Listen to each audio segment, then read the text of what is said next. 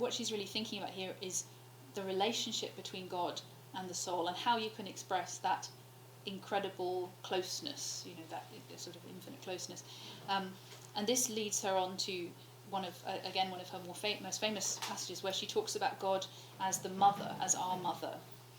So this comes out of, a discussion of the Trinity, where she talks about the three persons of the Trinity as three relationships to the soul: the Father, Mother, and the Lord. So the Father, she says, is God the Father is our Father. He's our creator. That's a kind of fatherly act, as she sees it.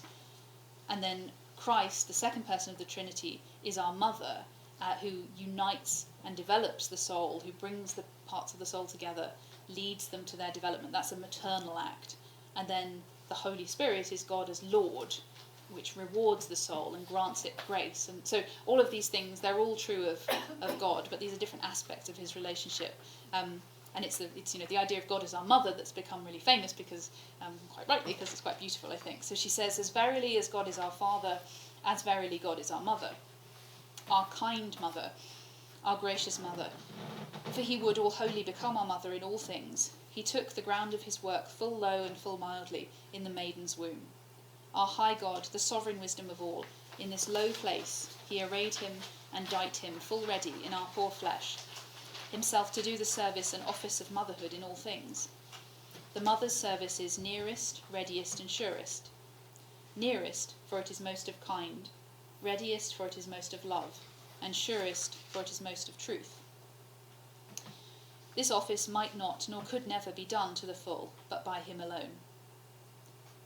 The mother may lay the child tenderly to her breast, but our tender mother Jesus, he may homely lead us into his blessed breast by his sweet open side, and show therein part of the Godhead and the joys of heaven, with ghostly sureness of endless bliss.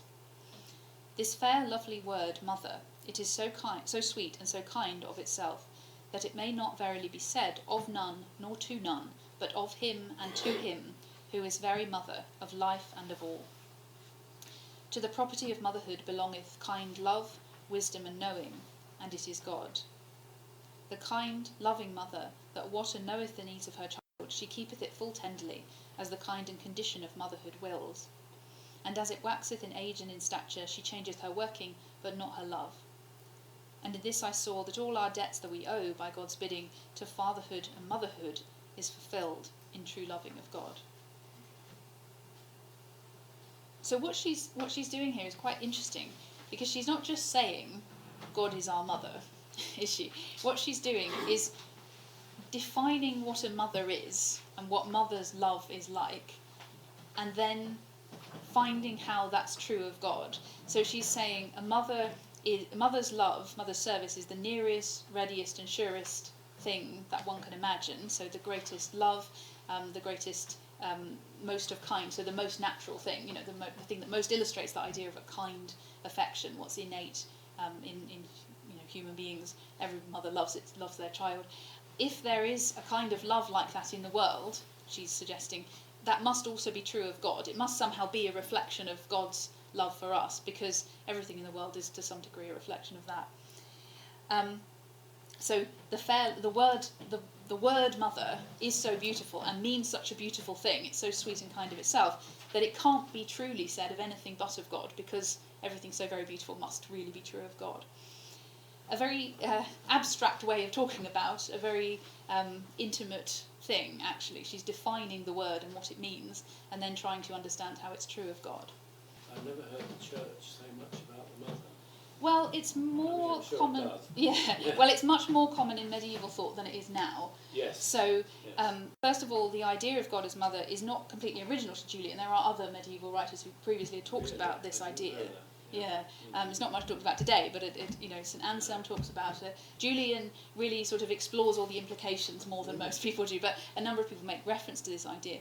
And the other thing I think is really interesting is that actually motherhood as an idea or as an image would have been everywhere in the medieval church, because everywhere are images like this, Mary and Jesus. And, like with the crucifix, every church would have had an image of a mother and a baby.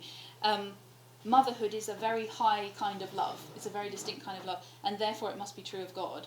I think that depends on a sort of recognition of how important motherhood is, and therefore it has to be true of God's love too, because there can't be something so good and true that isn't true, isn't true of God.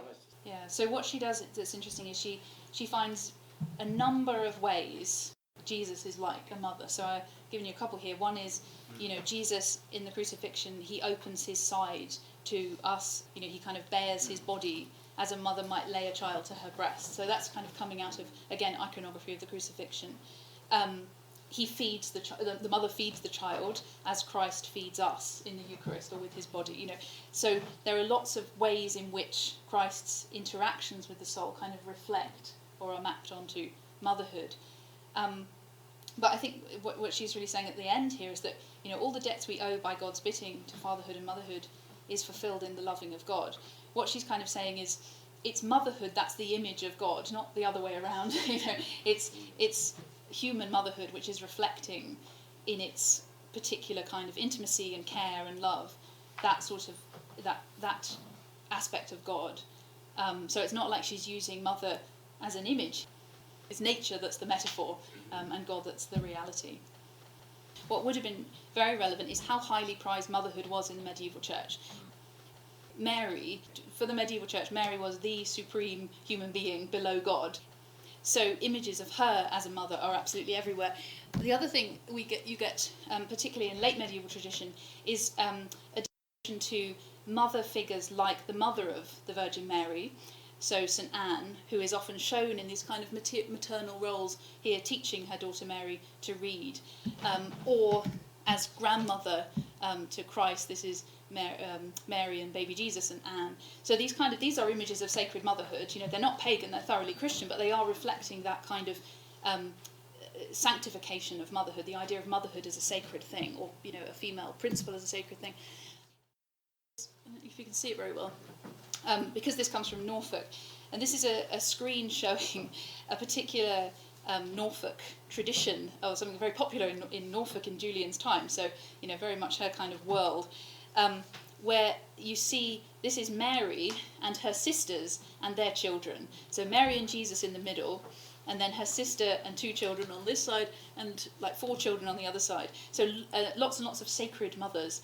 This is from a rood screen in a church in Ranworth in Norfolk, which was in the Lady Chapel, so the chapel dedicated to Mary. And this is where the women of the parish would go after childbirth to give thanks for a safe delivery. So it's very much a kind of mother-focused, image, and it's elevating motherhood to this incredibly high status. And this is a very, these women are crowned and they're wearing, they've got halos, but it's also a very kind of everyday and domestic, a marriage of the two. The children have got toys, they're feeding, they're being breastfed in the middle there. And when she talks about God feeding us like a child, holding us like a child, she talks about a mother chastising her child very gently as appropriate for its age. These are the kind of images of motherhood that she would have had in mind.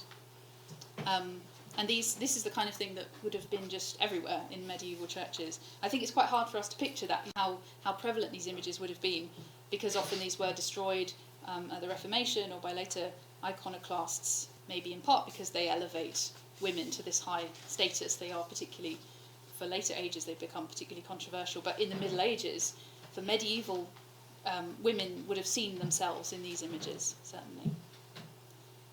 And this was actually, this devotion to St. Anne and her daughters and their children was especially popular in East Anglia. So it may be that one reason Julian is interested just in the idea of motherhood, of God as mother, is because she was familiar with these kinds of images or with these kinds of ideas.